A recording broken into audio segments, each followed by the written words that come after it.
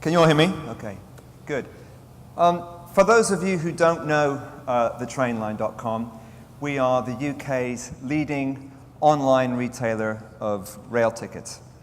And I'm going to talk about two things today. A little bit about rail and why one of the more traditional industries probably represented in the room is actually a pretty exciting and dynamic place to be online today. And of course, I'll also talk about Trainline and how we've grown from being the specialist that started up in 1998 to where we are today. And I'll try and bring out some of the lessons that we've learned along the way. Now, Marco asked me to speak in this session, local champions versus global gorillas. And I said, fine, no problem. But one thing, Marco, Trainline doesn't fit perfectly into either category. We are local in that 95% of our sales come from the UK today, but we are also a bit of a gorilla in that the total sales through the Trainline system are in excess of 1.2 billion, and we account for about 70% of the online rail market in the UK. So you can call us a local gorilla if you want, or a big champion, whatever works for you. If there was one thing that I would say has accounted for our success, is that ever since we started, we have remained really focused on what we do, and we have avoided distractions. It's a quote from Richard Branson here, and we've managed to avoid being distracted by opportunities or buses, as Richard Branson refers to them, and we've stayed focused on our core, and we've grown organically ever since our inception. So let me start by talking a little bit about rail in general and rail in the UK. First of all, any rail market is typically pretty complex, and that complexity poses certain challenges in terms of systems, processes, and operations. But if actually you can sort of match up to those challenges and overcome them, then it's worth it because they act as a bit of a barrier to others who'd like to get in.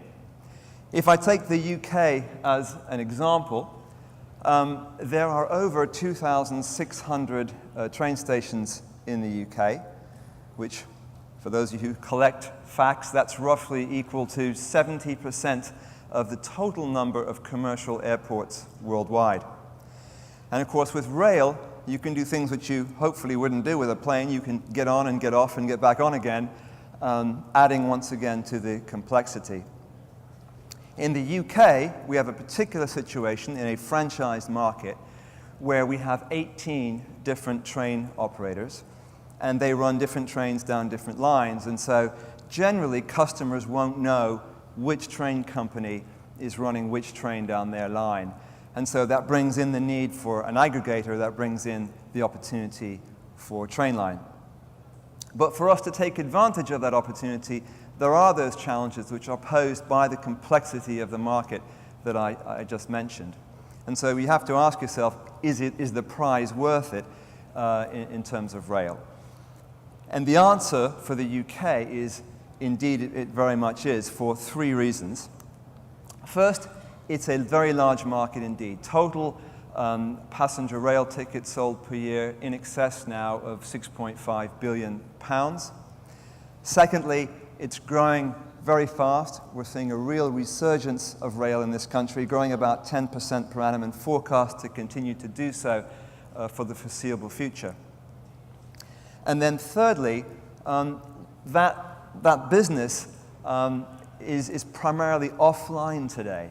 And there's a huge amount of growth in the online market. Today, some 65% of tickets are still bought by people standing in lines at the station. And only 23% are bought online. And in fact, if you look at travel as a more broadly in terms of other forms of travel, something like 41% of purchases occur online. And so rail is particularly underpenetrated. And there's no reason why it should be, because if you look at a country like France, you see that rail is right up there with other forms of travel. So it's a large market, it's growing fast, and then the online segment is growing rapidly and will continue to grow. We don't know whether it's going to go from the current 23% to 43, 53, or 63. We don't know that today, but we know that it's a long way below where it should be. So if that's the prize, how have we, Trainline, sought to position ourselves within this market?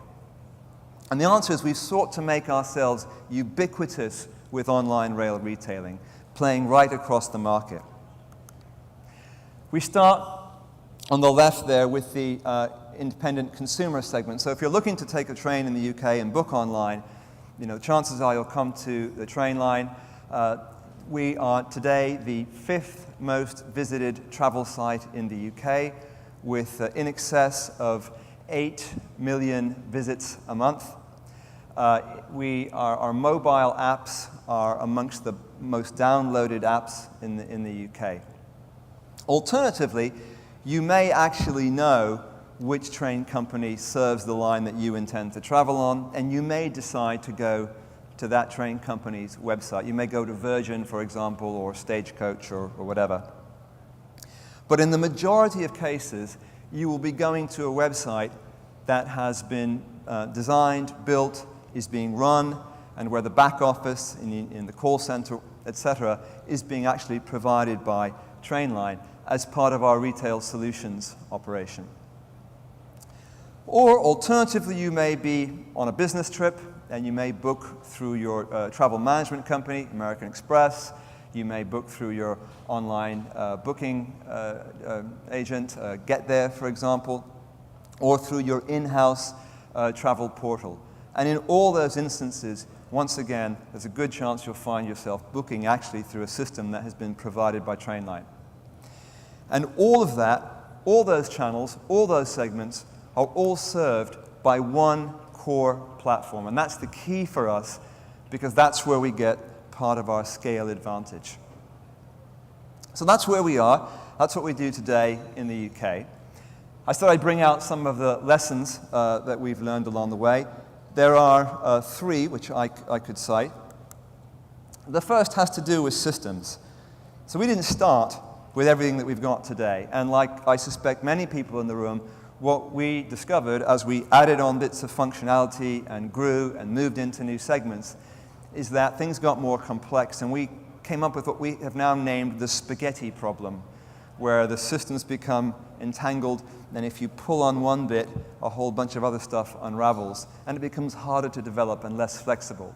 And so we realized that we needed to move to a modular system, to a brand new platform, and we did that quite successfully. And the lesson I think that we learned along the way is when the business is up and running, you're moving to a new platform while you're running your business. The phrase that we invented was we're flying the plane while we're redesigning it. And so the lesson for us was keep that transition from old to new as short as possible, which is what we did. The second lesson has to do with costs, in that as we looked back at our business, a lot of costs which we had originally thought would be fixed tended to be less fixed than we liked. And they tended to have trended up along with revenues over time. And so we set about trying to lower our costs where we could, but in particular to fix them. And we set about re-engineering different parts of the business to fix our costs, and thus get the volume leverage of the growth that we could see.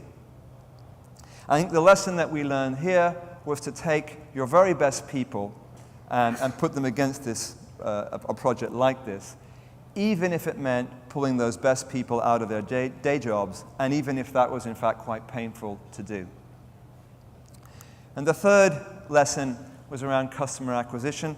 Like I suspect many in the room, we too discovered that customers don't come for free, and you cannot take their loyalty for granted. So we've done a number of things. We obviously, for those of you who live in the UK, I hope you will have seen our television advertising. We've been fortunate in that we've been advertising into a market where we're by far the market leader, and we've had a very high share of voice with our advertising.